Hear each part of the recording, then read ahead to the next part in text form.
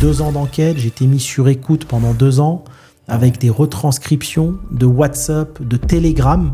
J'ai halluciné. Limite, il y a des trafiquants on ne regarde pas ce qui se dit sur Telegram. Celui qui ne fait pas fortune en 2025, c'est qu'il n'a pas envie.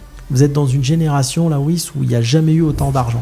Est-ce que tu peux nous donner, là, maintenant, 10 idées business qu'on peut avoir en 2025 en partant de zéro? On aime bien prendre l'argent des musulmans. Très bien. Par contre, quand tu allumes BFM, on n'aime pas les musulmans. Vaut mieux partir de France pauvre que riche. Parce que si tu pars riche, c'est très difficile. Ouais. Si une personne est entrepreneur, si tu peux nous donner un petit tip, c'est qu'il veut sortir son argent de France et pouvoir entreprendre ailleurs et s'expatrier. Mon regret, je vais pas te mentir, c'est quand j'ai créé la chaîne de Tacos là.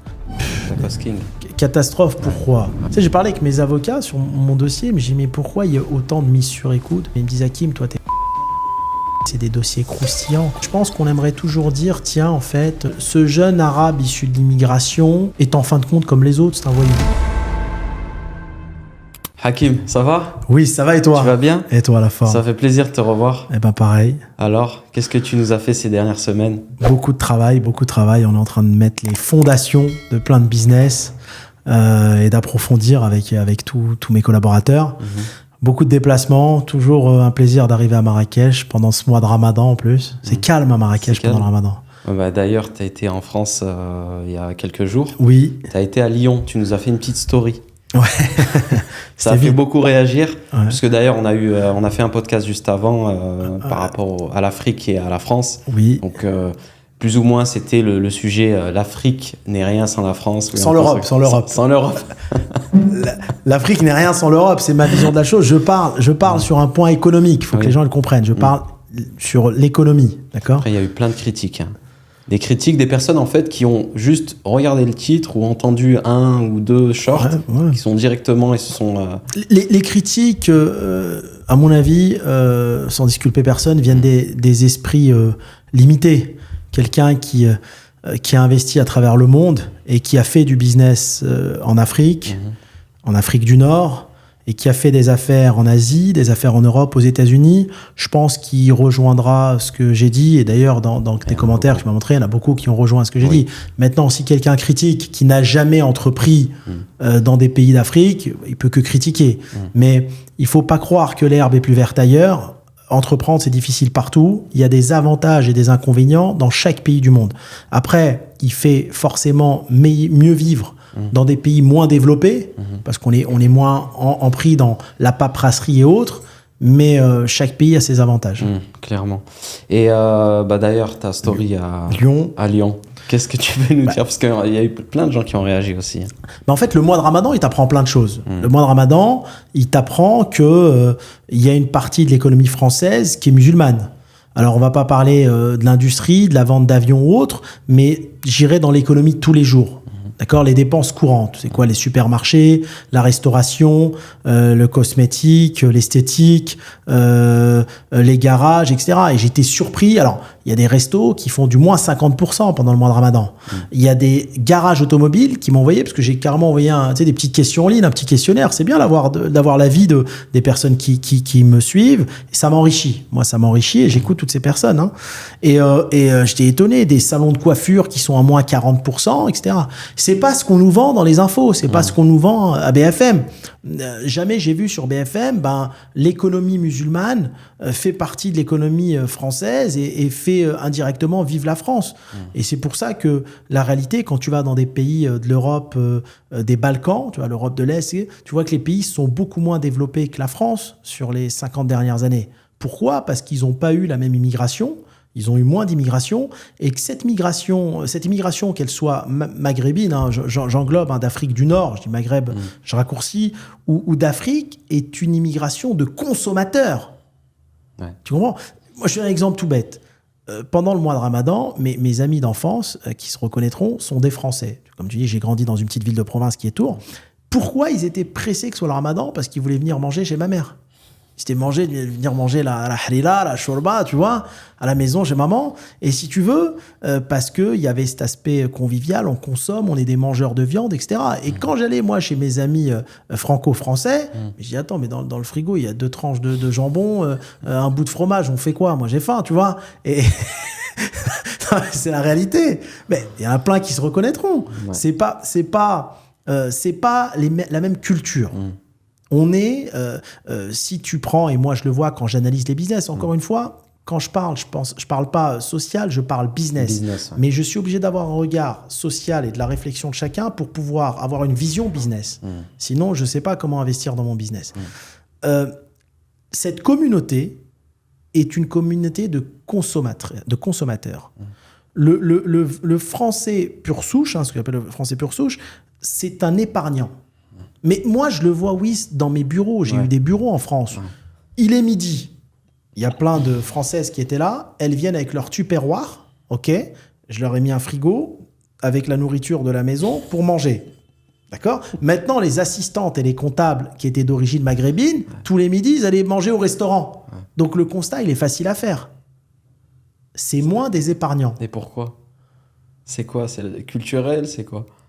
C'est culturel. Peut-être que ceux qui ont immigré, ils sont tellement venus dans les gènes de la souffrance qu'ils sont en mode je vis comme si c'est le dernier jour. Je sais pas, moi, je vis au jour le jour, tu vois. Je me pose pas de questions. Et que les autres, ils sont plus avec une vision à long terme. Je sais pas. Moi, si tu veux, c'est un constat. Moi, c'est des constats que je fais, tu vois. Et aujourd'hui, tu voyais, bon, que ça soit Lyon, mais toutes les villes de France, pendant le mois de Ramadan, sont vides. Sont vides. Et même si la communauté musulmane en France représente que 10%, je pense que dans l'économie quotidienne encore, je ne parle pas des business du 440 qui sont encore autre chose et qui font partie intégrante de l'économie française, mais dans l'économie quotidienne, je pense que ça impacte bien 35% tu vois, de la consommation française. Par contre, les grandes surfaces, eux, c'est carton plein. Carton plein, et même des tapis de prière qui se vendent actuellement chez Leclerc, je crois. Ils font des stands, enfin, tu arrives à l'entrée, c'est spécial Ramadan, ils te vendent même des chocolats Kinder spécial Ramadan. On s'adapte. Je sais pas s'il y en a en France, mais en tout cas à Dubaï, c'est ça. Mais... On aime bien prendre l'argent des musulmans, très bien. Par contre, quand tu allumes BFM, on n'aime pas les musulmans. Et on ne laisse pas une personne issue de l'immigration musulmane maghrébine être à la tête d'un gros conglomérat en France, tout simplement. À contrario aux US, qui peuvent avoir une politique extérieure complexe, mais une politique intérieure qui est sympa. Quand tu vois que les gens, ils font la prière de Tarawih à Times Square, Londres, pareil, on te met un musulman à la tête de l'éducation. Donc, c'est différent. En France, on est encore dans une... Alors, peut-être parce que c'est un ancien colonisateur beaucoup plus important que les États-Unis ou l'Angleterre, mais on est encore dans un état d'esprit où consommer, c'est bien, c'est fait pour vous, mais par contre, attention, il y a un plafond de verre, les postes à direction, c'est pas pour vous, etc. Tu vois. Moi, j'ai été étonné, j'ai un ami, tu vois, suisse, donc maroco-suisse, qui est consul aujourd'hui de Suisse au Maroc, tu vois. Et j'ai vu également une CIO marocaine en Belgique, qui est la CIO la mieux rémunérée de Belgique. Et je me dis, tu vois, dans les autres pays où il y a beaucoup moins d'immigration maghrébine, ils ont des postes de dingue, ça évolue, ils prennent position. Et en France, c'est très complexe. Tu vois ? Bon, après, on s'écarte un peu du sujet, mais bon, ça le rejoint si tu veux. Après, si on parle de l'économie, voilà les indicateurs de baisse qu'il y a sur le mois de Ramadan. Exactement. Ok, et donc du coup, la conclusion, c'est que la France, elle porte énormément de musulmans finalement, et peut-être que les chiffres ils sont un peu biaisés. Mais aujourd'hui, tous les concepts de restauration en France qui sont pas halal souffrent. Alors, ils préfèrent les fermer, les mettre en liquidation que de transformer en halal, mais aujourd'hui, ça souffre. Ça souffre clairement. Tu vois bien que le marché du halal aujourd'hui, c'est énorme. Enfin, tous les fast-foods sont halal en France. D'accord ? Tu vas au salon de la franchise, qui est quand même un indicateur de l'évolution d'un pays. Quand j'y allais il y a 20 ans, il n'y avait aucun concept halal. Aujourd'hui, tous les concepts de restauration qui sont au salon de la franchise sont presque quasiment halal, à part des mastodons comme McDonald's et Burger King. Et McDonald's, je suis prêt à parier ce qu'il faudra mettre sur la table, que ça va passer halal dans les prochaines années. T'as vu Five Guys ? En Angleterre. En Angleterre, ouais. Passage en halal. Ouais. Mais les Anglais sont beaucoup plus pragmatiques. C'est clair. Les Anglais, c'est des businessmen. C'est des businessmen accomplis et sans gêne. C'est-à-dire, voilà, ça fonctionne, c'est halal ou c'est n'importe, on s'adapte. J'ai discuté une fois avec une personne qui est née en Angleterre, un musulman. Et tu sais qu'ils se posent même pas la question quand il va manger dans un restaurant si c'est halal ou pas. Bien sûr. Parce que pour eux, tout est halal en fait. Bien sûr, bien sûr, bien sûr. Ils s'adaptent au marché, mais ça va arriver en France. Mais il faut pas le crier sur les toits. Ça doit être encore quelque chose de ferait caché. peur. Mais c'est pas que ça fait peur. En fait, que tout devienne halal, c'est indirectement que les élites acceptent qu'une religion est en train de l'emporter sur une autre. C'est pas facile là de l'accepter. Tu vois ce que je veux dire ? Mais c'est la suite logique. Il y a une immigration en France qui est arrivée en France, qui est en majorité musulmane. Donc forcément, à un moment donné, le marché local s'adapte à l'immigration. Ouais. Tu vois ce que je veux dire ? C'est une communauté qui fait plus d'enfants, c'est une communauté qui est beaucoup plus religieuse, c'est une communauté, donc si tu veux, c'est une adaptation locale qui crée malheureusement beaucoup de problèmes en France parce que ça dérange alors que ça devrait être naturel en réalité. Ouais, clairement. Bon, ce podcast-là, belle petite intro déjà en matière. Podcast où on va traiter plein de sujets. J'ai noté des petits sujets, des questions, etc. Vraiment, ça va être un podcast un peu freestyle. Hein. J'ai tout sur mes notes. Il y a une question qui peut être pas mal à répondre.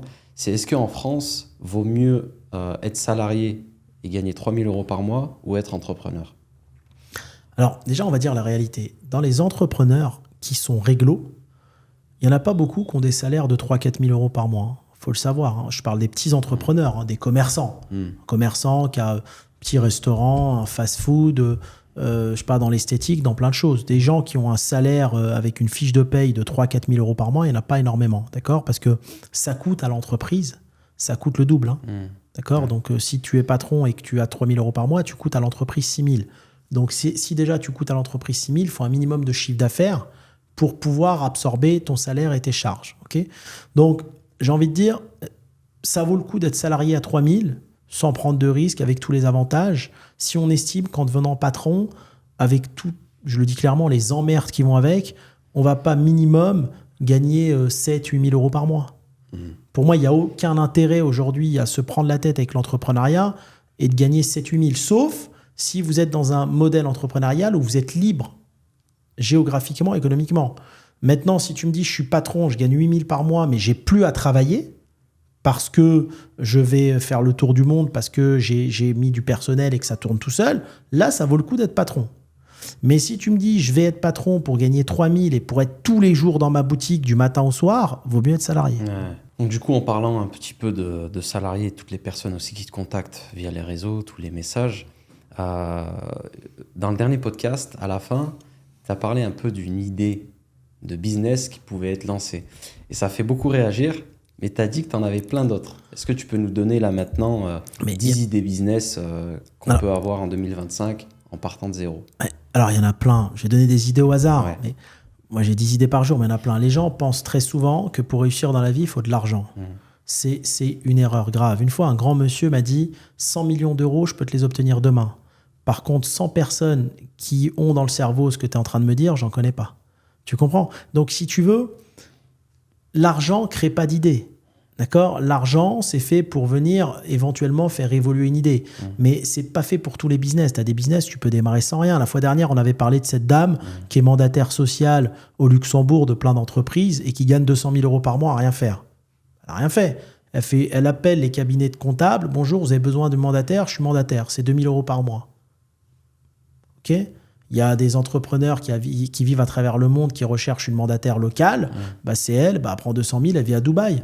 C'est tout, c'est simple, efficace. Elle a rien investi au départ. Ensuite, on est là où aujourd'hui dans un studio de podcast. J'ai plein d'amis qui me parlent de studio de podcast. Ben voilà, un studio de podcast à Marrakech qui est sympa.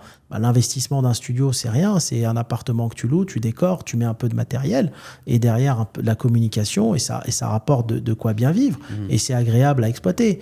Troisième idée, je veux dire, aujourd'hui, la fois, je parlais avec un restaurateur qui avait un restaurant, qui l'a vendu. Il en avait marre de gérer du personnel, etc. Il a passé son permis de bateau, tu sais, il est devenu skipper. Il a acheté un vieux bateau à 150 000 €, d'accord, un modèle qui se loue 3 000 € la journée. Skipper, équipage inclus, skipper inclus. Il est full de juin à septembre. Et on peut faire ça aux quatre coins du monde. Et 3 000 € au jour, ça fait 90 000 par mois. D'accord, ça fait 360 sur 4 mois. Sur 360, il prend 200 000 euros de profit. Il est au soleil avec la mer autour de lui. Tu comprends? Ouais, Donc, et le reste de l'année, il est en vacances. le reste de l'année, il est en vacances. Il passe 8 mois par an en vacances. Tu vois. Donc, des idées comme ça, il y en a plein. C'est simple, tu vois. Il y a des gens qui disent qu'il faut de l'argent. Ben non, on parle d'un bateau qui est pris en leasing. Un leasing, 150 000. Un studio de podcast, l'investissement, c'est 25-30 000 euros. La dame qui est mandataire de plein de sociétés, l'investissement, c'est 0. Tu vois. Il y a plein de choses. Plein. Parce qu'il vous faut un business qui vous rapporte un peu porte-monnaie, tous les mois de quoi vivre, en attendant de faire le gros business qui va nécessiter plus de temps au départ, pour après aller chercher même le milliard. Moi, quand je travaille, j'ai plein de business à travers le monde qui me dégagent de quoi vivre tous les mois. Et à côté, je mise de l'argent dans des business où j'ai une vision à 5-6 ans. Yes. Tu construis. Ouais. Tu construis. Et toutes ces idées, là tu en as d'autres ou pas? J'en ai plein. Il faut que je fouille. On va faire un break, on va fouiller. Mais il y en a plein. Moi, j'ai une idée par jour. J'en ai tellement que j'ai voilà, bon, tu vois, par exemple, tiens, métier qui rapporte, je parlais la fois dernière, on me casse la serrure. Je parlais avec le serrurier, il gagne 25 000 euros par mois, il dépanne des serrures. Genre, tout le monde peut devenir serrurier. Il n'y a rien d'exceptionnel, tu apprends à changer des serrures. Tu sais combien c'est aujourd'hui le dépannage d'une serrure? Tu te fais casser la serrure de chez toi où tu as perdu tes clés, on les limite à 500-600 euros, ils te la changent en 10 minutes. À un moment, prenez un petit kangou, devenez serrurier, prenez un bon community manager qui vous met numéro 1 dans votre ville sur Instagram et vous allez gagner 20 000 euros par mois. En plus, les serruriers aujourd'hui en France, ils demandent que du cash. Dis tu payes en espèces, non, bah tu peux retirer s'il te plaît. Donc je sais pas ce qu'ils déclarent pas. Tu vois. Donc après, je continue. Ouais. Mais c'est des idées que je te donne, hein. Bon, après, tu as les gens qui sont autour de la coiffure, les barbershops et tout. En investissement, c'est rien. Tu mets 4 sièges, tu mets des coiffeurs. Avec 10 000 euros, tu fais ton barbershop. Hein. Donc, il y en a plein. Il y en a plein, des idées. Vraiment, des idées, il y en a plein. Et des idées où tu n'as pas besoin... Quelqu'un ne peut pas me dire j'ai besoin de beaucoup d'argent pour faire même un business physique. Parce que là, on parle que de business où il faut 10, 15, 20 000 euros. Ouais. Je veux dire, n'importe qui peut faire un financement en étant en CDI, avoir 20 000 euros et garder son CDI tout en lançant son activité, le temps que son activité prenne et arrêter son CDI. Ouais, c'est clair. Ça demande juste un peu de travail, quoi. Ouais. Tu as des facilités en France en plus. Tu te mets au chômage et tu fais ce que tu veux. Elles te viennent d'où, toutes ces idées, toi? Mais c'est au quotidien, oui, c'est au quotidien. Après, je note pas tout, mais tu vois qu'il manque tout partout. Il manque tout partout. C'est dans ta vie d'entrepreneur au quotidien que tu vas voir des besoins, les besoins en entreprise, les besoins, et tu vas faire que répondre à des besoins. Tu vois ? Tu réponds à des besoins et en fonction de ça, tu vas avoir plein d'idées. Dans tes voyages aussi, est-ce que tu trouves des idées à ce moment-là ? Mais tu vois, par exemple, tu vas en trouver dans les pays comme l'Europe, tu trouves des idées. Mais à Dubaï, j'ai l'impression que tu ne trouves pas d'idées parce que tout est déjà fait. Ouais, c'est clair. Si tu vas dans le top de l'Asie, il y a déjà tout qui est créé, en fait. Ils vont très, très vite dans les affaires. Donc, mais tu as des idées à prendre pour la France. Mais tu as des idées à prendre, bien sûr, pour toute l'Europe même. Hein. Ouais. Pour toute l'Europe. Et tu as des business aujourd'hui en France qui sont on va dire en faillite ou qui cherchent des repreneurs. Tu en as beaucoup. Donc, est-ce que tu peux nous en parler des reprises à la barre, etc. Aujourd'hui, en France, tu as beaucoup d'entrepreneurs qui partent en retraite, qui ont créé leur business, on va dire, pendant les 30 glorieuses, okay qui ont 65 ans, qui partent en retraite aujourd'hui. Et tu as énormément d'entreprises à reprendre qui ne trouvent pas repreneurs. Et ça peut être repris par un système d'LBO. LBO, c'est on va s'endetter pour acheter l'entreprise et on va payer cet endettement grâce aux bénéfices à venir de l'entreprise. Et en plus de ça, c'est même pas cher. Vous pouvez même reprendre avec un système de crédit vendeur. Tu as vraiment des personnes âgées qui ont des belles entreprises, qui font 10-15 millions de chiffre d'affaires, qui veulent se défaire. Leurs enfants ne veulent pas forcément reprendre parce que le business ne les intéresse pas. Ils cherchent des jeunes ambitieux pour reprendre. Et tu vas pouvoir, même l'entreprise, elle vaut 10 millions et que les banques ne veulent pas te financer, ou alors tu ne fais pas de financement parce que tu ne veux pas faire de financement, ben, tu peux t'arranger avec cette personne sortante en disant je vais te payer tous les ans 500 000 euros avec une partie des profits que je vais générer pour récupérer ton entreprise. Et vous allez arriver avec des idées jeunes, je dirais un peu le business 2.0, vous allez digitaliser ces entreprises et vous allez les faire performer. Et c'est des entreprises qui valent 10-15 millions, vous pouvez vous retrouver avec des entreprises qui valent 50-60 millions 5 ans après. Donc là, il y a une vraie chose à faire. Il y a ça. Après, deuxièmement, il y a la reprise à la barre du tribunal. Mais là, il faut avoir un certain background. C'est-à-dire qu'on ne va pas te laisser reprendre une chaîne de restaurants ou une chaîne de cliniques ou une chaîne de maisons de retraite si tu n'as pas montré vraiment patte blanche et une expertise dans les affaires. Mais là, il y a plein de choses à faire. Tu vas reprendre et la plupart des entreprises sont mal gérées. Il faut être un tueur de cost, tu vois, un killer cost. Tu vas réduire un peu le personnel, tu vas réduire les charges fixes, tu vas réduire plein de choses et tu vas passer d'une entreprise que tu as reprise à la barre qui perdait quelques millions à qui gagnait quelques millions et ensuite tu la revends. Ça, c'est le meilleur business, mais c'est un peu fermé, c'est entre eux. Le problème, c'est que les belles affaires, elles partent entre eux. Enfin, moi, je ne vais pas te citer des cas, mais on en parlait la fois dernière. J'ai vu plein de chaînes partir en faillite, des entreprises partir à la barre du tribunal et être reprises à la barre par le fondateur premier de la chaîne, si tu veux, alors qu'il y avait des offres beaucoup plus importantes sur la table. Donc, je dirais, c'est entre eux. Ne vous attendez pas à avoir les meilleures affaires en France à la barre du tribunal. Il y a déjà un écosystème qui est bien scellé entre avocats, mandataires et autres qui fait que je pense qu'il va te rester les miettes, quoi. Sinon, il faut avoir un bon réseau. Ouais. Il faut avoir un bon réseau partout. Par exemple, toi, tu as des personnes, parce que je vois à chaque fois, tu m'envoies beaucoup de trucs, beaucoup de reprises et tout. C'est ton réseau qui t'envoie tout ça.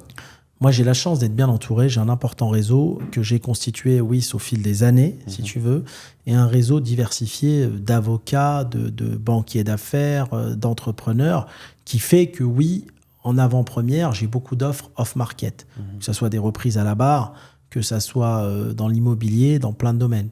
Mais ce réseau, il met du temps à se constituer et je pense qu'il faut avoir un certain passé dans le business pour avoir ce réseau et pour aussi avoir les capacités intellectuelles, d'accord, et entrepreneuriales pour reprendre. Aujourd'hui, si demain je te donne une affaire avec 200 restaurants ou 200 boutiques et 4000 salariés, qui me dit que tu vas savoir gérer?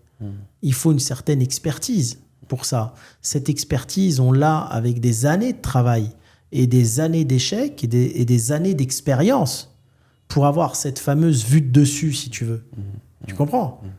Il faut passer par toutes les étapes. Ouais. C'est comme dans une école, tu as des professeurs. Il faut avoir été prof d'anglais, prof de maths, prof de français, prof de sport. Tu sais partout comment ça se passe avant de devenir le directeur. Tu vois? Et c'est là que tu as toute cette maîtrise, toutes ces connaissances pour pouvoir piloter ce type d'entreprise. Pour nous, ça paraît simple parce qu'on est passé dans toutes ces étapes. Mais quelqu'un... Ils ont déjà du mal à gérer un restaurant, les gens. Comment tu vas leur donner des choses avec, tu vois, la juge, elle va te dire, monsieur, c'est bien, vous venez reprendre une chaîne avec 4000 salariés. Combien vous avez eu de salariés avant? 20. Mais vous savez ce que c'est que gérer 3000 personnes, 4000 personnes? C'est un autre travail. Il y a trop de responsabilités en jeu. La juge ne peut pas donner ça à tout le monde. Il y a des responsabilités. Tu as des gens qui ont des familles, qui ont des loyers à payer, qui ont des enfants à nourrir. Tu fais un faux pas dans ce type d'entreprise, tu te retrouves avec 3000 familles au chômage. Tu comprends? Moi, quand j'ai failli reprendre courte paille, malheureusement, j'ai eu un problème personnel sur mon interdiction, qui est réglé d'ailleurs, en partie. Mais la juge, s'il n'y avait pas eu ça, elle me l'aurait donné parce qu'elle sait que j'ai géré 3000 personnes. Et ils ont fait une enquête sur moi, ils savent comment ça fonctionne. Et c'est pour ça que quand tu reprends des affaires comme ça en faillite, il y en a plein en ce moment, on est sur plusieurs sujets comme ça. Et des grosses affaires, on parle de 400 millions de chiffre d'affaires, souvent ça appartient à des fonds d'investissement. Ces fonds d'investissement, même s'ils perdent de l'argent, ils vont injecter tous les ans. Parce qu'ils ont des accords avec l'État. Ils ont des accords avec l'État français sur d'autres affaires. Donc ils se disent, on perd là, on va gagner ailleurs. Okay? Ces fonds-là, il y a un risque réputationnel. Ils ne vont pas te faire en sorte que cette affaire aille à la barre du tribunal pour que n'importe qui la récupère et que tout aille en faillite. D'accord? Un pays, ce qu'il veut éviter avant tout, c'est une casse sociale. Donc il faut qu'il donne ça à des personnes capables intellectuellement de gérer ce type d'affaires. Et là, c'est une autre partie de manche, attention. Pour avoir géré des grosses affaires, on ne gère pas 3000 personnes comme ça, oui. Ouais, j'imagine. D'accord. J'imagine. Bon, ça nous donne un petit peu le fil conducteur sur d'ailleurs sur ce que tu es en train de faire. On a parlé, tu as parlé sur les réseaux et même à travers le dernier podcast de ton envie de devenir milliardaire dans les 5 années à venir. Alors, c'est pas une envie, je le deviendrai. Parce que c'est un objectif. Ça, là, donc, du coup, c'est du mindset. Là. Ouais, c'est un objectif. Ok. Tu comprends ? On peut parler de mindset. Là, c'est du mindset. La vie, c'est un objectif. Il y a le conscient, il y a le subconscient. J'ai pas envie, je vais le faire. C'est comme je vais m'offrir mon nouveau bateau à 30 millions de dollars. Je vais le faire. Tu l'as déjà visualisé. Je l'ai déjà visualisé et je suis déjà en train de dessiner les chambres. C'est pas ça le problème. La seule chose qui peut m'arrêter dans mon objectif, c'est si je décède entre-temps. Mais sinon, je vais le faire. Parce que chaque matin, quand je me lève et je prends ma douche, j'y pense. Tu comprends ? Ouais. C'est ça la différence de mindset. C'est pas je vais essayer, je vais le faire et le temps passe vite. On en reparlera dans 5 ans, en 2030, et tu verras que je serai milliardaire. D'ailleurs, le chemin, la stratégie pour le faire, c'est quoi ? Alors, tu me parles de challenge 100, c'est ça ? Écoute, il y a plusieurs stratégies. On va pas citer les noms, mais on a d'autres entrepreneurs qui veulent le devenir aussi, milliardaires, et qui vont se focus sur une entreprise. Ouais. OK ? Moi, je vais me focus sur le développement de 100 entreprises. Je ne les crée pas tous. Dans les 100, j'en ai créé 30. Le reste, c'est des entreprises qu'on me propose et c'est moi de dire est-ce que ça me convient ou pas.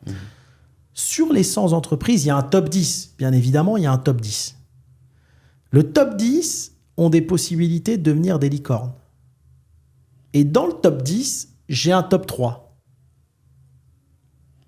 D'accord ? Yes. Où je vais faire en sorte d'avoir 2-3 licornes. Et pourquoi 100 et pourquoi pas une ? Parce que là, comme tu viens de dire, t'en as, ils vont se focus dans une et toi, tu veux te focus dans 100. Pourquoi ? 2 raisons essentielles. Ouais. 1, moi, je suis passionné par la création. J'aime pas la récurrence. C'est pour ça que je m'entoure de personnes très complémentaires à ma personnalité. Moi, je vais être un peu le fou qui a 10 idées par minute et qui aime créer. J'aime créer. J'aime donner l'étincelle au business. Après, il me faut des personnes complémentaires qui sont dans la régularité et du suivi. Parce qu'après, il faut une certaine résilience de tous les jours pour que le business fonctionne. L'idée, c'est 30%. La résilience au quotidien, c'est 70%. OK ? Ça, c'est la première des choses. Si tu m'enlèves, je préfère mourir moins riche et avoir créé 100 business parce que ça m'anime de créer que mourir beaucoup plus riche et en avoir créé un seul. Parce que c'est ma passion d'entreprendre et de créer. C'est ce qui fait que je me sens vivre. OK ?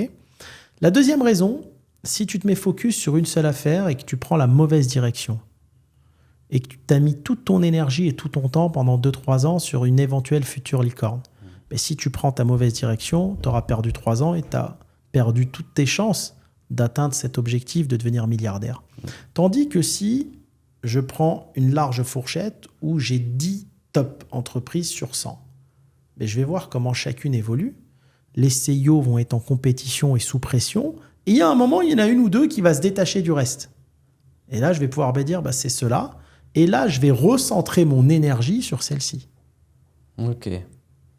Mais attention, on arrive à un moment où il faut vraiment une vue de dessus. Ouais. Oui, pour arriver à ce niveau-là de business, c'est ce que j'explique à des CEO. C'est sans prétention ou quoi, aucune. Mais comme j'ai dit, qu'est-ce que tu as fait avant et qu'est-ce que j'ai fait avant. Je parlais avec un CEO là pour des chaînes de sport qu'on développe. Tu vois, on a une 30aine d'ouvertures en cours. Et il me dit, Hakim, je suis dans tel business. J'ai dit non. Si tu veux travailler avec moi, tes business, vends-les. Tu as un mois pour arrêter tes business. Parce que tu vas être focus dans un business. Je veux que tu vives pour ce business, jour et nuit, pendant 3-4 ans. Et dans 3-4 ans, tu gagneras X millions d'euros. Fais pas comme moi. Moi, j'ai une vision plus large parce que j'ai géré des choses beaucoup plus importantes. J'ai piloté une fois 120 restaurants, une fois 80. J'ai fait de l'investissement immobilier. J'ai géré une fois 3000 personnes, une fois 1500 personnes. Donc, j'ai toujours eu cette vue de dessus. D'accord ? Tu l'acquiers avec ton expérience. Ouais, ça ne s'achète pas. Ça, c'est Parce l'expérience. que tu en as plein qui te posent... Enfin, il y en a plein qui parlent aussi un petit peu, qui disent mais comment il va faire sans entreprise? Heureusement que j'ai pas le temps, parce qu'à ceux-là, j'avais envie de répondre, je vais en faire 1000. Moi, les gens qui parlent, tu sais, t'en auras toujours qui parlent. Hein. Il y a ceux qui font, ceux qui parlent. Mais si tu veux, je préfère faire et échouer que parler. Mais je vais te dire, c'est parce que j'ai les capacités, encore à mon âge, physiques et mentales de le faire. Il y en a qui vont dire, il n'y a que Elon Musk qui peut passer d'un business à l'autre comme ça dans sa tête. Bon, déjà, Elon Musk, c'est pas Dieu. Il est beaucoup plus riche que nous, certes. C'est sa destinée. On a le droit de se prouver à nous-mêmes ce qu'on sait faire. Et je pense que tous les business se rejoignent. C'est à chaque fois de la stratégie. Et ce qui est passionnant, c'est de mettre en place cette stratégie. Moi, tu vois, ça ne me passionne pas la récurrence d'un business. Tu vois, un entrepreneur, il en faut, hein, qui va au bureau tous les matins faire la même chose. C'est un entrepreneur lambda. Il en faut. Moi, mes CEO, c'est des gens comme ça. Sans eux, je ne pourrais pas développer mes idées. Moi, je vais plus être du côté entrepreneur qui fait la feuille de route, qui est dans le créatif, mais pas qui est dans la gestion quotidienne. Ouais. Ça ne me plaît pas. OK ? Tout simplement. Ouais, de toute façon, tu as besoin de ce genre de profil entrepreneur, comme tu dis, lambda. Comme tu as Winston Churchill qui dit « c'est avec des personnes ordinaires qu'on fait des choses extraordinaires ». Exactement. Tu as Donc, besoin... t'es plus dans cette... Tu as besoin de gens à qui tu donnes une feuille de route. Toi, tu vas être dans les grandes lignes. Tu as une vue. C'est magnifique d'avoir cette vision de dessus. Tu as une vue d'ensemble. Et tu as cette expérience internationale. Tu sais ce qui se passe à travers le monde au même moment. Et même tes CEO, ils vont halluciner. Tu vois, si tu parles des salles de sport, voilà l'avenir des salles de sport. Il va me dire, mais pourquoi, Hakim ? Parce que ceci, parce que cela, parce qu'aux États-Unis, c'est comme ça, parce qu'en Asie, c'est comme ça, parce qu'en Russie, c'est comme ça, parce que l'humain de demain, il veut ça. Et après, à la fin, il dit, mais en fait, tu as raison à 1000%. Moi, quand je fais une affaire, j'ai une vision à 10 ans. 10 ans, c'est demain. Je n'ai pas une vision à 1 an. Tu vois ? Là, par exemple, dans le sport, il y a une salle de sport là, qui a investi, je ne sais pas si tu as vu, 8 millions d'euros. Non, c'est laquelle ? Il y a une salle on air, je crois, 8 millions à Paris. Il faut qu'ils atteignent 15 000 membres pour avoir le seuil de rentabilité. Ah ouais. T'imagines ? Pour moi, c'est jeter l'argent par les fenêtres. Là. C'est énorme. J'y crois pas. Moi non plus. Ouais. 15 000, c'est beaucoup. Ouais. 8 millions aussi, c'est beaucoup. Ouais, c'est clair, c'est clair. Et dans ce top 10 de boîtes que tu veux créer, est-ce que tu peux me dire c'est quel secteur où tu mises le plus? SaaS, digital. Je suis devenu un passionné du digital, Louis. Je suis devenu un amoureux du SaaS digital depuis que j'ai compris ce système. Alors, pourquoi ? Pour moi, le digital, moi j'étais le plus jeune franchiseur de France, j'avais 22 ans, c'est la franchise x 1000. C'est la franchise puissance 1000. Le digital, c'est de l'abonnement. La franchise aussi. La franchise, c'est quoi ? Tu as un franchisé qui va te payer une redevance tous les mois. 3, 4 000, 5 000 en fonction de son chiffre. C'est de l'abonnement. Tu en as 100, tu gagnes 500 000 euros par mois. D'accord ? Après, tu vas gagner sur la marchandise, tu vas gagner sur plein de choses. Mais tu en as 100, c'est 5 000. Mais il faut les ouvrir, les franchisés. Ça demande beaucoup de travail humain. Dans le SaaS, c'est la même chose. Tu vas pouvoir percevoir des abonnements, mais il n'y a pas besoin d'ouvrir les restaurants. Tu vas répondre à des besoins des personnes qui sont déjà ouvertes et existantes. Et c'est mondial, c'est international. On vise le monde. Nous, aujourd'hui, tout ce qu'on développe, c'est en anglais. On vise le monde. On a une vision anglaise. Tu vois ? Une vision anglophone. Anglophone, excuse-moi. Et en fait, on vise le monde. La différence, elle est là. Et c'est ça la force du SaaS. Donc, SaaS et quoi d'autre ? La plupart sont dans le digital. Les autres entreprises qu'on développe, il n'y a pas d'espérance de licorne dessus. Ah ouais ? Non. Je ne crois pas aujourd'hui que tu puisses aller chercher une licorne avec du business physique. Ni avec des petits supermarchés, ni avec des salles de sport, ni avec des chaînes de restauration. Une chaîne de restaurant, ça se développe en moyenne en 10 ans et ça va valoir, si c'est bien géré, 50, 60 millions, allez, 100 millions. Okay, tu n'iras pas chercher une licorne. Tu ne penses pas que tu peux les développer en plus rapide ? Non, ça demande beaucoup. Tu peux, mais ça demande beaucoup d'humains.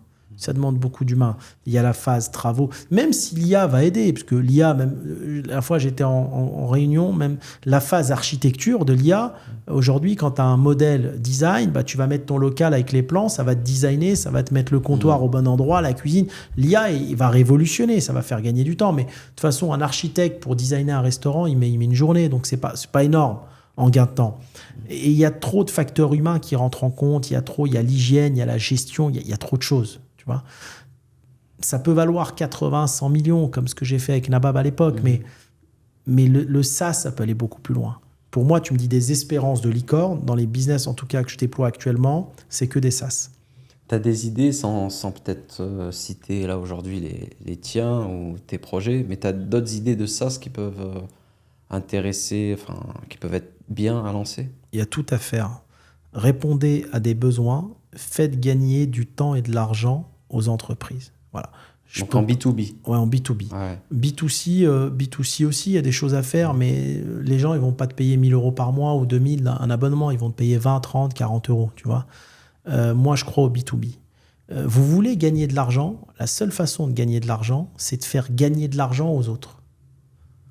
Moi, si tu viens me voir, tu as développé un SaaS, bah, tu me dis, Hakim, ça te coûte 30 000 euros par mois. Grâce à mon SaaS, à mon développement, à mon outil digital bourré d'IA, ça va te coûter 5 000. Tu me fais économiser 25 000. Bah, ça ne me dérangera pas de te donner 5 000 euros par mois. Bien sûr. Puisque tu me feras économiser au final 20 000. Tu vois? Ouais. Donc, répondez à des besoins en B2B à toutes les entreprises dans le monde entier. Le marché est énorme. On est au début d'une nouvelle ère. Et qui va créer plein de nouveaux milliardaires. Les marchés vont se retourner. Ça va être une euphorie. Pour moi, vous êtes dans une génération, là, où il n'y a jamais eu autant d'argent. Clairement. Ouais. Je pense qu'on est mieux que durant les 30 Glorieuses. Celui qui ne fait pas fortune en 2025, c'est qu'il n'a pas envie. Je t'assure. Elle est forte, la phrase. Ouais, celui qui fait pas fortune aujourd'hui, dans l'ère du digital, dans l'ère du numérique, c'est qu'il a pas envie de travailler. Ou alors il réfléchit pas assez, ou alors il n'a pas assez voyagé et il n'a pas une vision sur le monde. D'ailleurs, là, on parle de ces personnes-là qui peuvent peut-être trouver des idées. On rejoint un peu le mindset. J'ai une petite question là pour toi. C'est quoi ton regret, interrogret dans le business de ces 10 dernières années? Mon regret, je vais pas te mentir, c'est quand j'ai créé la chaîne de tacos là. Tacos King. Catastrophe, pourquoi? Ouais. J'étais à l'étranger durant toute la période, j'ai fait confiance, encore une fois, on revient sur l'aspect humain, c'est pour ça que je veux des business où il n'y a pas d'humain. J'ai fait confiance à des humains qui ont fait n'importe quoi, qui ont essayé de me voler, j'appelle ça des franchisés, enfin des bricoles, je dirais, de va-nu-pied. Mais si tu veux, ça m'a causé beaucoup de problèmes parce que j'ai ouvert beaucoup de magasins propres. Alors déjà, dans l'histoire, j'ai perdu de l'argent. Moi, ça m'embête toujours de perdre de l'argent. J'ai perdu peut-être 3 millions d'euros que j'ai investi en fonds propres. Et je ne suis pas le genre de personne qui a pour habitude de perdre de l'argent. Et beaucoup de problèmes avec les salariés. Trop, tu vois, il y a eu pas mal de salariés. D'un seul coup, il y en a eu 100, mais très vite, ça s'est fait en 1 an, tu vois. Tu vois, j'ai été convoqué à Nancy. Tu te retrouves dans des bricoles. J'étais bien dans ma vie avec mes investissements à travers le monde et tout à Dubaï. Et je me suis retrouvé dans des bricoles, j'appelle ça des bricoles de primo-entrepreneurs en France, qui m'ont fait perdre de l'argent, du temps et des problèmes. Tu te retrouves à Nancy, je passais par exemple, ça arrive à plein de commerçants, mais quand tu as une entreprise, tu as une hiérarchie. Et moi, par contre, j'étais président de la boîte. En fait, je suis obligé d'être président pour aller chercher de la dette bancaire. Bon, je travaillais encore avec la dette à cette période-là, donc je ne peux pas mettre n'importe qui. Et si tu veux, tu as après des délégations, tu as des superviseurs, des animateurs et des managers de resto et des salariés. La police, elle met une enquête sur moi parce qu'un salarié était trouvé avec une carte de séjour périmée en train de faire la sieste à l'étage. D'accord ? La responsabilité, elle est où ? Est-ce qu'elle est chez le manager ? Est-ce qu'elle est chez le superviseur ? Est-ce qu'elle est chez le dirigeant de l'entreprise ? Quand tu as 100 salariés, tu ne vas même pas dans tes restaurants. Tu ne sais même pas ce qui se passe, surtout quand tu es à l'étranger. Yes. Et tu te retrouves dans des enquêtes, tu es obligé de prendre des avocats, mais pour rien. Tu vois, des enquêtes, j'ai été étonné. Moi, mes avocats, ils ont vu 2 ans d'enquête. J'ai été mis sur écoute pendant 2 ans avec des retranscriptions de WhatsApp, de Telegram. J'ai halluciné. Hein. Mais je disais à mon avocate, mais Et, limite, il y a des trafiquants de drogue, on regarde pas ce qu'ils se disent sur Telegram. Je dis là parce que je comprends pas. Mais elle me dit, c'est aberrant, tu vois. Mais tu te retrouves dans des problèmes qui peuvent s'aggraver. Tout ça parce que tu as voulu créer de l'emploi dans ton pays d'origine, où je suis désolé de le dire, mais où les juges et même les lois n'ont pas du tout compris le business. D'accord ? Où tu perds de l'argent, où tu ne gagnes pas d'argent, j'ai pas fait un profit, et tu te retrouves dans des problèmes. Il y en a même qui sont retrouvés avec 1 salarié, 2 salariés avec des cartes de séjour périmées. J'ai vu qu'ils sont retrouvés en prison. Ah ouais ? Ah ouais, c'est arrivé en France. En France, aujourd'hui, moi, carrément, on m'a reproché de ne pas avoir embauché assez de Français. Alors que dans mon back-office... dans ce dossier. Ah ouais ? Alors qu'à l'époque de Nabab, dans le back-office, il y avait que des Français. Mais il y a un moment... L'État met des lois qui ne correspondent pas à la réalité du marché. Ils ne prennent pas en compte une chose, il faut trouver des personnes qui veulent bosser en France. C'est très, très dur. Très, très, très dur. La fois dernière, je suis passé l'été dernier à Cannes, il y avait un restaurant de tacos dont je ne citerai pas le nom, où il y avait marqué « Fermé, pénurie de personnel ». Donc déjà, première étape, il faut trouver des gens qui veulent bosser. Qui veut bosser en France aujourd'hui pour le SMIC ? C'est les étrangers. C'est les immigrés. C'est les Bangladais, c'est les Africains. Ils viennent bosser. Surtout dans la restauration. Pour transmettre de l'argent à leur famille, au pays. D'accord ? Ensuite, toi, tu es chef d'entreprise. Tu fais confiance à des animateurs et à ton back-office. Le back-office, quand quelqu'un a une carte de séjour, au moment où elle doit se renouveler, il doit mettre dans le logiciel de paye qu'elle doit se renouveler, qu'il faut faire attention, il y a une alerte. Il y a une alerte, sinon il faut licencier la personne puisqu'elle n'est plus en capacité de travailler sur le territoire. Mais là, il y a des facteurs humains. Tu vas te retrouver avec la comptable qui n'a pas mis ça dans le logiciel de paye, un contrôle. Dans le contrôle, ils vont voir qu'une personne a fait une sieste en haut et tu te retrouves dans des problèmes. Et ces problèmes-là te font perdre du temps parce que tu dois te défendre, comme à chaque fois. Tu dois mettre des avocats, tu dois retrouver les mails que t'envoyais tes superviseurs. Tu perds du temps. Donc d'un côté, tu te dis, attends, je suis sur des dossiers à plusieurs centaines de millions à travers le monde.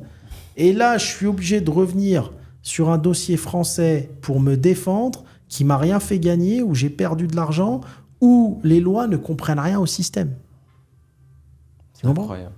En fait, ça vaut pas le coup, quoi. Catastrophe. Et il y en a plein d'entrepreneurs dans la restauration et tout, ou autres, qui vont se reconnaître dans ce que je dis. Aujourd'hui, en France, tu as une pénurie de dentistes. Il n'y a plus de dentistes. Il n'y a plus de médecins. Il n'y a plus de cuisiniers. Il n'y a plus de managers. Il y a un moment, il n'y a plus personne qui veut bosser. Donc, si l'État considère qu'il est plus intelligent d'assister les gens et de les laisser ne pas bosser et que personne ne veuille bosser, il faudrait quand même qu'il fasse des lois pour permettre à ceux qui sont à travers le monde, qui ont envie de travailler, parce qu'il y a des gens à travers le monde qui ont envie de travailler parce qu'ils sont dans la misère, qu'ils puissent venir bosser. Puisque les entrepreneurs français en ont besoin.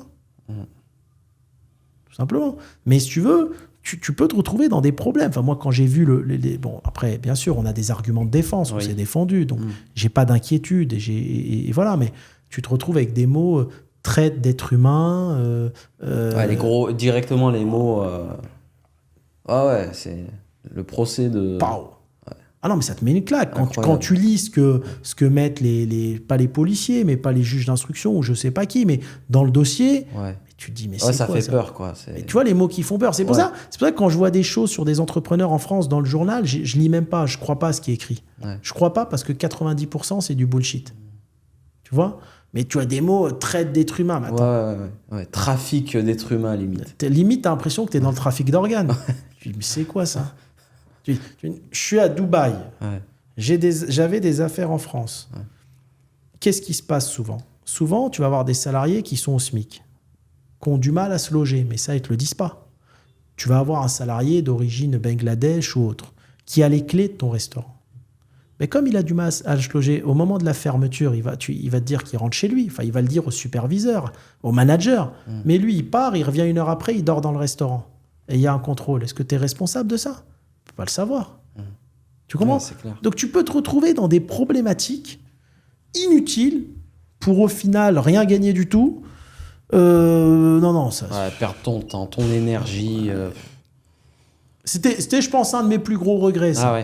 Ouais, ça, Et donc, perdu du temps. indirectement, tu ferais toujours du business en France, mais plus directement, hein, si je comprends. Ah, plus jamais. Alors là, t'as vu, à mon interdiction, j'ai fait appel, j'ai gagné. Donc voilà, mais ça change rien à ma vie parce que je ferai plus du tout de business en France, même en Europe, je limite. Tu vois, la seule chose que je puisse faire, c'est accompagner des personnes à piloter des startups, mais la plupart des personnes que j'ai aujourd'hui autour de moi veulent faire du business à l'étranger. La plupart, c'est des Français qui veulent partir, tu vois. Incroyable.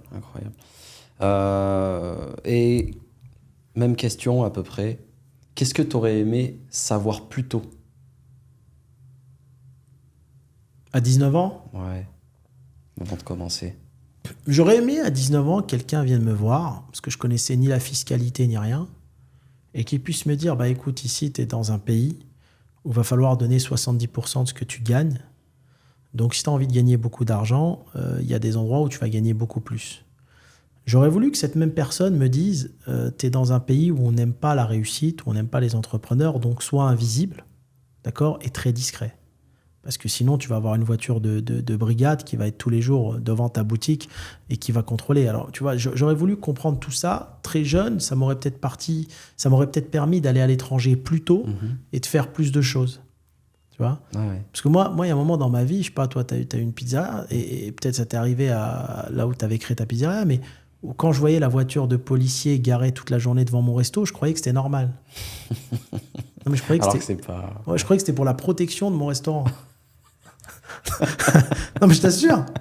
Ça te l'a jamais fait, ça? Si, mais c'était pas pour ça. C'était pas pour ça. Bah, c'est pas pour ça. Quand t'as une voiture qui est garée devant ton commerce, en général, c'est pour te surveiller. Pour te surveiller. Ouais.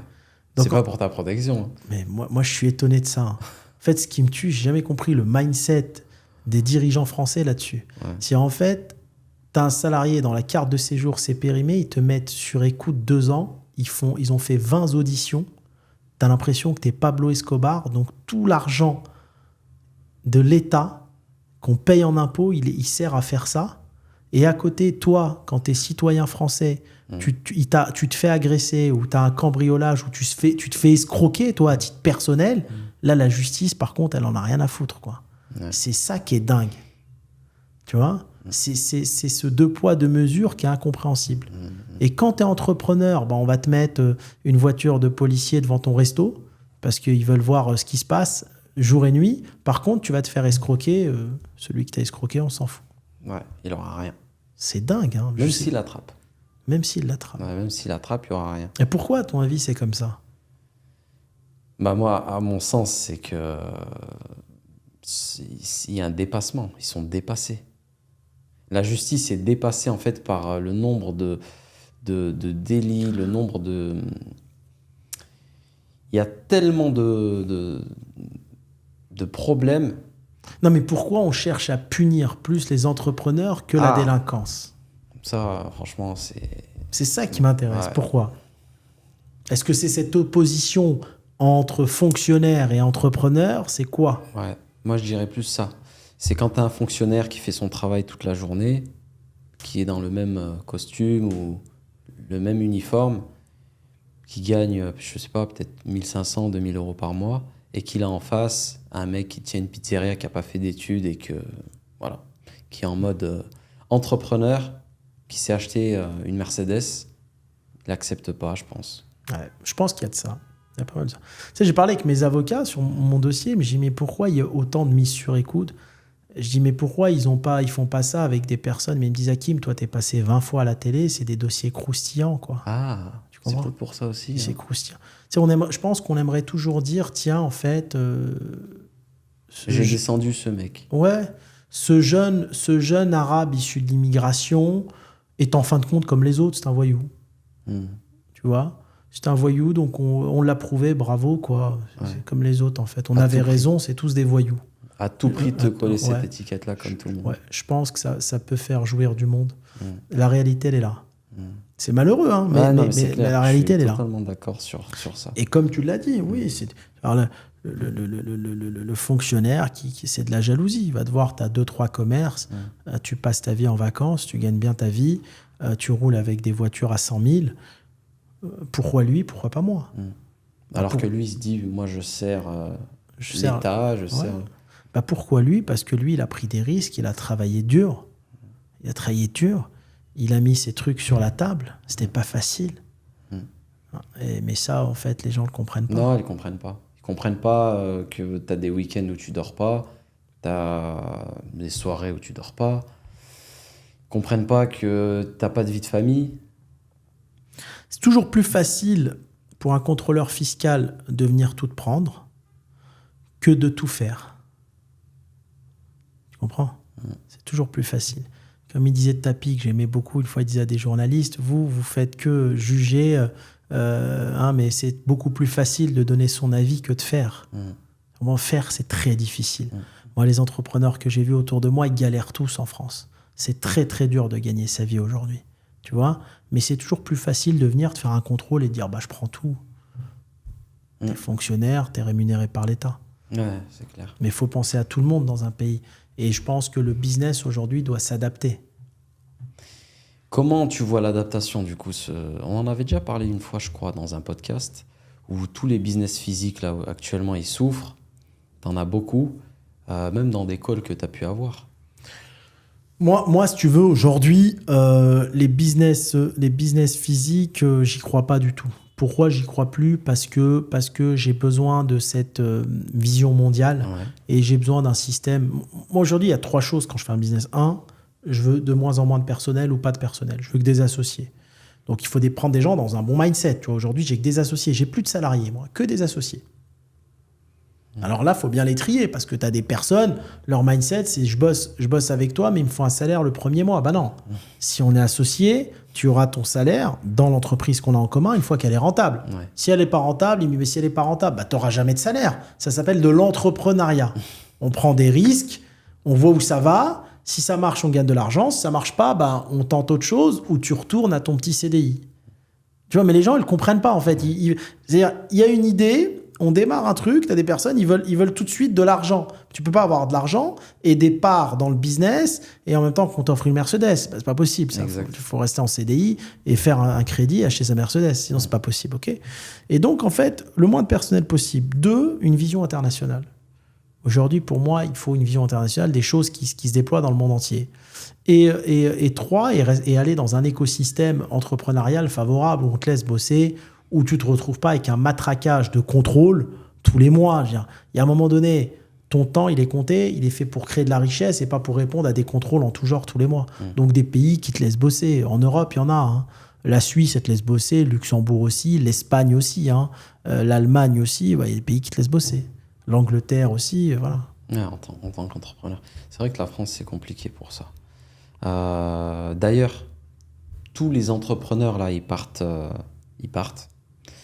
Et il y a une grosse vague d'entrepreneurs, surtout dans le digital, qui partent à Dubaï.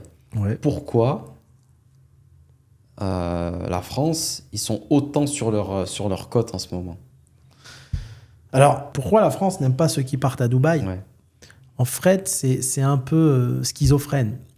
La France fait tout pour que les entrepreneurs partent, mais une fois qu'ils partent, ils sont à leur affût. Ils vont aller les chercher. C'est très bizarre, en fait. Pourquoi ils partent à Dubaï? Parce qu'à Dubaï, il y a beaucoup moins d'impôts. Enfin, il n'y en a même pas. D'accord?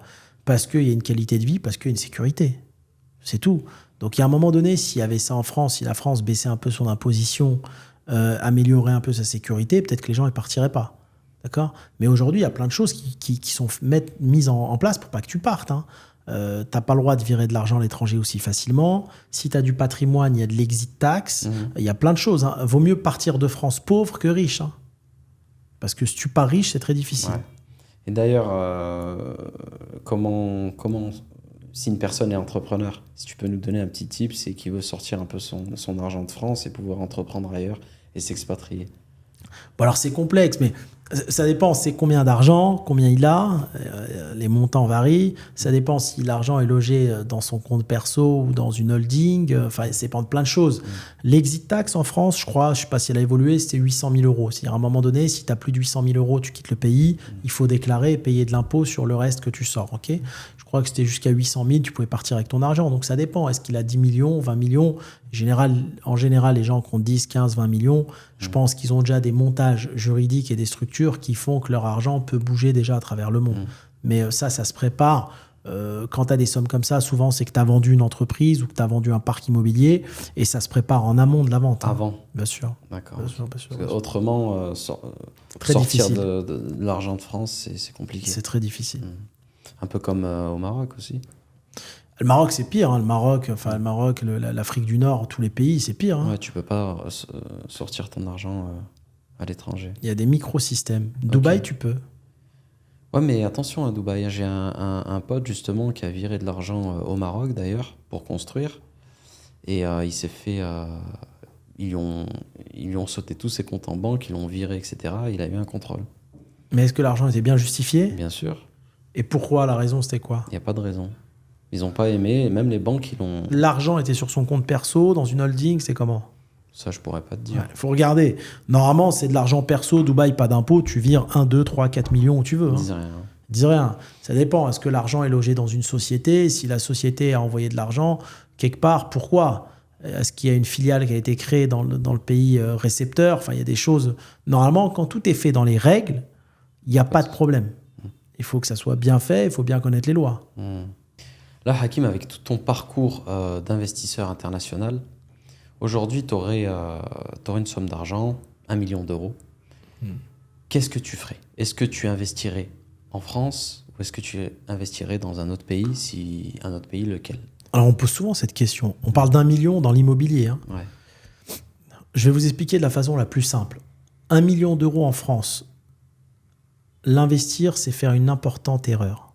Ça doit être investi à l'étranger. J'explique pourquoi. Surtout si vous ne faites pas de financement. En fait, en France, si vous achetez par exemple pour 1 million d'euros, je sais pas moi, un appartement à Paris ou des murs commerciaux, ça va vous rapporter à peu près 4-5% de rendement. Donc 4 000, 5 000 euros par mois à peu près. Là-dessus, il y a de l'imposition. Il va vous rester 3 000 euros peut-être. Donc c'est 3%. Okay, et en plus, vous allez placer votre argent dans un actif. Les pays européens, et notamment la France, sont intéressants quand vous avez de la dette. C'est fait pour lever de la dette. En fait, je t'explique. Les gens qui ont de l'immobilier en France, ils ne le gardent pas pour leur plaisir. Souvent, ils ne leur rapportent rien. Entre les locataires qui ne payent pas, que tu mets 4 ans à virer, parce que ça ne s'expulse plus comme ça, même dans les murs commerciaux, hein, parce que c'est devenu une mafia organisée, entre l'imposition, entre les rendements locatifs qui sont très bas, ça sert à quoi de garder un actif en France? C'est pour faire le collatéral pour aller chercher de la dette. Donc, c'est un système financier pour s'endetter en permanence. Exemple, on a, nous deux, 30 millions d'euros d'actifs en France. Okay, ça rapporte les loyers que ça rapporte, avec les problèmes du quotidien d'une foncière, les impayés, les problèmes, les charges à payer, le syndic, etc. Okay, et des prêts s'il y a des prêts. Mais ça nous sert de collatéral. On peut aller dire à la banque, j'ai 30 millions d'actifs, donc merci de me prêter encore 20 millions pour acheter des nouveaux actifs. Et une fois que tout est remboursé, tu vends l'ensemble et tu peux te retrouver après impôt avec des sommes importantes. Pareil, quand tu as 1 million. Tu as 1 million en France, tu as un appartement à 1 million, tu peux aller dire à la banque, j'ai un appartement à prendre en collatéral, prêtez-moi pour un deuxième dossier. C'est le seul avantage à avoir de l'immobilier en France. C'est d'aller chercher du levier bancaire. En plus, tu es dans un pays qui est tenu par la dette. Je donne un exemple. Je crois que 95% des logements sont achetés avec des crédits. C'est-à-dire qu'il suffit que demain, les banques ferment les vannes des financements et ne financent plus, ton appartement, tu le vendras à personne. Il vaut plus rien. Qui va t'acheter un appartement cash en France à 1 million? Ça n'existe plus. Tu comprends? Tandis que les autres pays, si je prends le cas de la Thaïlande, 30% des logements sont achetés avec des financements, donc 70% sont achetés cash. Donc, tu as une vraie clientèle en face qui met le cash. Et quand tu investis 1 million dans d'autres pays, il y a plein de pays, 1 million dans, je sais pas, des belles maisons qui apportent du rendement locatif, tu peux te retrouver... Moi, avec 1 million, aujourd'hui, il y a des pays où je peux aller chercher 30 000 euros par mois. Donc, tu es à 30% de rendement et tu as très peu d'impôts, tu as 10% d'impôts. Mais c'est des pays où les banques, par contre, ne financent pas. Donc, il faut venir avec l'argent comptant et acheter. Ouais.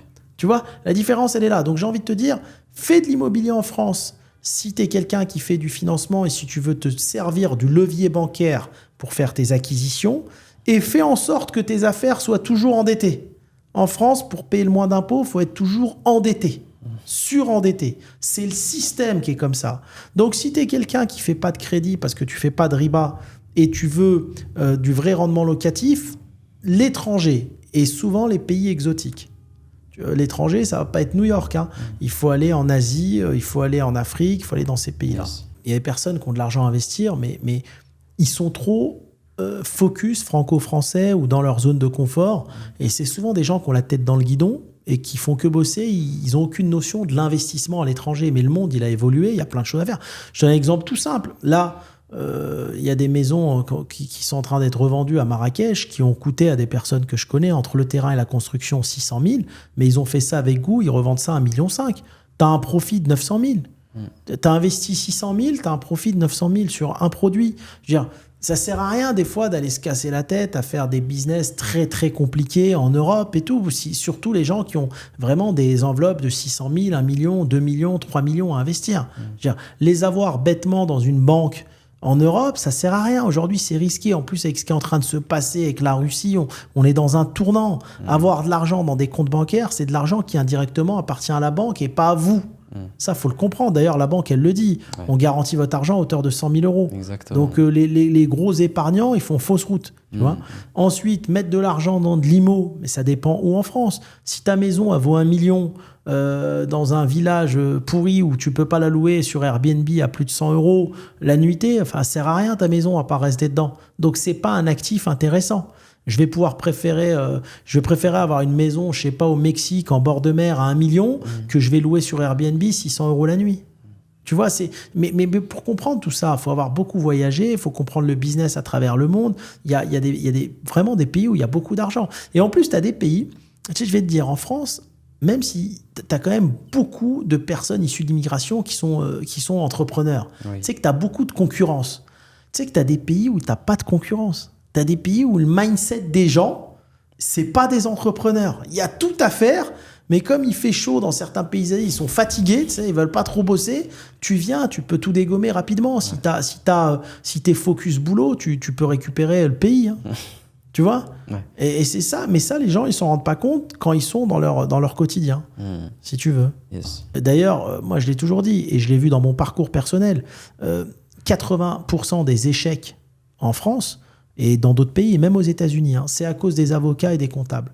Donc, quand vous allez entreprendre, entourez-vous de très bons comptables et de très bons avocats. Limite des amis à vous, des gens qui vont prendre vos problèmes à titre personnel. Moi, je me suis retrouvé dans des pays avec des faillites parce que le comptable, il n'a pas déposé les comptes.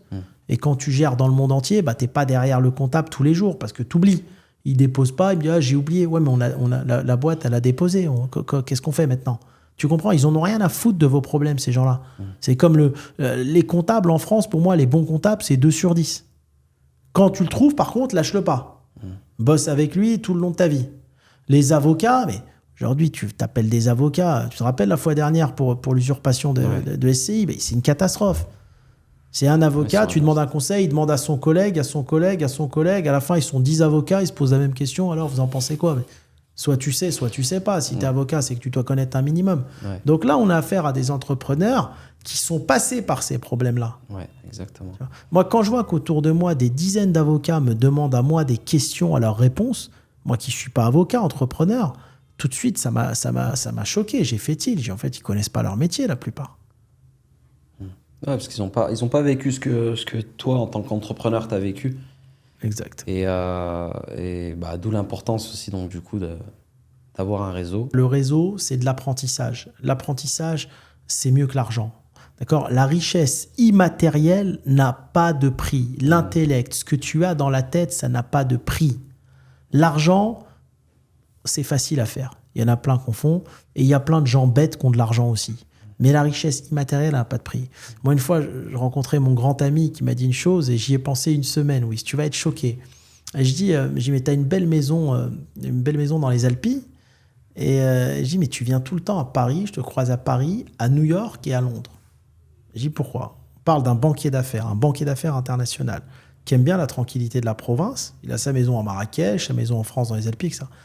Il me dit, Hakim, pour maintenir mon niveau intellectuel et le faire évoluer, Je peux pas rester trop longtemps dans mes maisons de province et là où il fait bon vivre. J'ai besoin d'être dans les capitales mouvementées où je suis en connexion avec des personnes qui vont m'apprendre, à qui je vais apprendre des choses pour que notre niveau intellectuel ne fasse que grimper. Et tu sais, je dis, mais en fait, compte, il a raison. Clairement. Tu comprends? Clairement. Parce Là, que tu te ratatines ton cerveau si tu restes trop dans une zone de confort. Mais moi, des fois, tu vois, j'ai des potes d'enfance.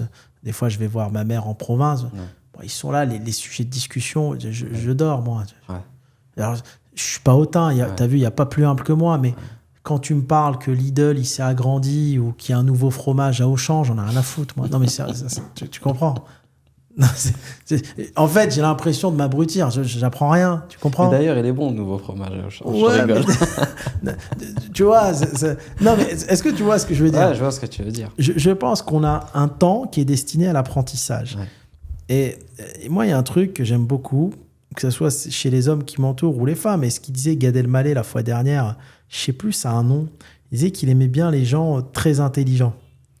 Sapiosexuel. Ouais, tu l'as vu ça? Ouais. Mais il n'y a rien qui va te faire plus grandir, Wiss, que des amis qui ont un certain vécu, une certaine vision, un certain intellect, et même dans ta vie de tous les jours. Même avec ta femme, même, c'est hyper important. Ah, mais de fou. Mais c'est hyper important. Exact. C'est un enrichissement mutuel et permanent. Tu vois? Moi, maintenant que je me retrouve avec des potes d'enfance qui me parlent d'acheter un nouveau vélo, sa voiture, elle a crevé. Et en plus, ils te tiennent longtemps à la discussion. Des discussions bidons. Tu regardes ton téléphone, tu es à 45 minutes et tu n'as rien appris, tu as perdu ton temps. Et tu penses à que si tu aurais passé 45 minutes avec une autre personne, ton cerveau, il aurait... Moi, j'ai besoin d'infos. Donnez-moi de l'info mondiale. Qu'est-ce qui se passe à New York aujourd'hui? Qu'est-ce qui se passe en Chine? Comment évolue le Pérou? Qu'est-ce qu'il y a à investir au Pérou? On fait quoi en Colombie? C'est quoi le prochain projet? On est où en ce moment à Bali? Qu'est-ce qu'il reste à faire? Est-ce qu'il reste des terrains possibles? Donnez-moi de l'info. J'ai besoin d'engranger de l'info. Ouais. Si tu me parles de futilité de la vie, ça m'intéresse pas. Ouais, c'est clair. Et n'oubliez jamais une chose, tous ceux qui nous regardent, les jeunes et les moins jeunes. Il n'y a rien qui n'a plus de valeur que l'apprentissage. C'est pour ça que certains, leurs parents vont vous payer des écoles très chères au bout du monde. Apprendre, c'est 1, jouissif, 2, ça n'a pas de prix, 3, ça se perd jamais. L'argent, ça va et ça vient. D'accord? Aujourd'hui, tu vas n'importe où l'été, il y a des belles voitures partout. D'accord? Mais le but de la vie, c'est de ne pas rester un bourricot et d'apprendre en permanence. Tu sais, quand j'étais gamin, j'entendais souvent cette phrase... je ne sais plus quel philosophe qui disait, il y a un homme qui disait je sais. Et avant de mourir, il disait en fin de compte, je sais rien. J'ai encore tout à apprendre. Dans la vie, on ne sait jamais tout. On apprend tous les jours. Chaque minute, j'apprends quelque chose de nouveau. Chaque rencontre, j'apprends quelque chose de nouveau. Et c'est cet apprentissage qui forme ta richesse intellectuelle et c'est les échecs de ta vie, les réussites, tout. Et ça, c'est très important. J'ai vu un petit peu les 100 entreprises que tu veux lancer et tu as une filiale où tu as une trentaine de concepts dans la restauration. Toi qui veux plus trop opérer, voire ne pas du tout opérer dans le business physique, tu veux plus faire de business physique. Pourquoi, dans ce cas-là, tu lances des concepts dans la restauration? Écoute, c'est un amusement parce que je les ai préparés il y a longtemps. Et que je veux pas que les travails de mes équipes restent sans succès. Okay, et parce que j'ai été à l'initiative de beaucoup de choses dans la restauration, notamment en Europe, et que c'est un kiff personnel. Mais attention, j'opère rien du tout en direct. Tu vois, à la fois, on parlait du nouveau menu de KFC, tu sais, mais j'opère rien en direct. Je suis toujours dans mon rôle de créateur. Encore une fois, l'étincelle. Derrière, j'ai envie de faire profiter de jeunes CEO, de mon expérience et de mon expertise, et ceux qui vont développer ça à travers le monde. C'est pas moi qui vais le faire en direct. Okay. D'accord? Moi, je mets en place que des feuilles de route. D'accord. C'est tout. Et le design et la stratégie. Moi, ce qui me fait vibrer, c'est la stratégie. Je me fais plaisir. D'ailleurs, tu as envoyé un collaborateur à toi au salon de la franchise. C'est quoi les retours que tu as eus? Il y a plus de franchiseurs que de franchisés. C'est bien. J'ai envoyé un collaborateur, enfin un peu... un aperçu de l'écosystème actuel de l'État. C'était le salon de la franchise qui s'est fait à Paris. Mais c'est bien. En fait, En France, il y a à peu près 500 réseaux, je crois, de franchises en restauration. Hein. La restauration compte à peu près 10%, des réseaux. Il y a énormément de réseaux. Hein. Et derrière, il y a une moyenne peut-être de 30, 40 franchisés par réseau. Mais c'est bien parce qu'en fait, on voit que la nouvelle génération veut plus être franchiseur que franchisé. Tu vois ? Et c'est là qu'on va se faire un kiff à lancer 30 nouvelles franchises. On verra bien laquelle prendra pas, tu vois ? D'ailleurs, on leur dit d'aller sur ta chaîne là pour voir cette partie-là. Allez, go, parce que ça va être technique. Là, on va rentrer dans le technique. Allez sur la chaîne à Hakim dès maintenant pour voir la suite de ce podcast qui va être très technique et très intéressant. C'est parti. Merci à vous et à tout de suite.